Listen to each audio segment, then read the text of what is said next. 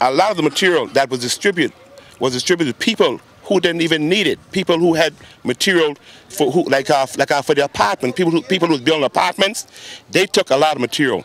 Some people took a ball of plywood, a ball of rock sheet, X amount of rock sheet mud, and a lot of people who really needed, they got nothing. This was the concern voiced by a number of South Caicos residents about the distribution of materials. Residents said that while there were a number of materials that came in for those who experienced structural damages during the hurricane, the supplies went to the wrong people. South Caicos native Joanne Clinton said that she didn't think the process went well at all. And contrary to reports by the Rebuild TCI, all of the elderly are not taken care of. Well, they issued some hurricane supplies and stuff like that, but I feel like it didn't went well because certain people had the majority of the stuff, and some of the elderly who were supposed to get some items, they didn't get anything. Well, I think they did it wrong in the first place because who they put in charge of that, they didn't went through the right procedures and do the right stuff.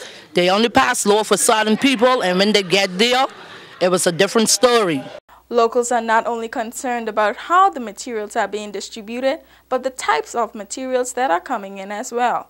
You have a lot of people who have wooden homes who are still waiting for the arrival of some Tax 111 and some other material because the material wasn't enough. Because I know of people who only had like about 15 pieces of 2x4, maybe 10 pieces of plywood. And what could I do for somebody who has lost their home? And right now, you know, the government need to come back in here and go ahead and do some assessment and figure which way they can go with it. WIV4 News was not able to contact Member of Parliament for South Caicos, Honorable McAllister Henschel, but will continue to bring you updates on the rebuilding efforts for South Caicos.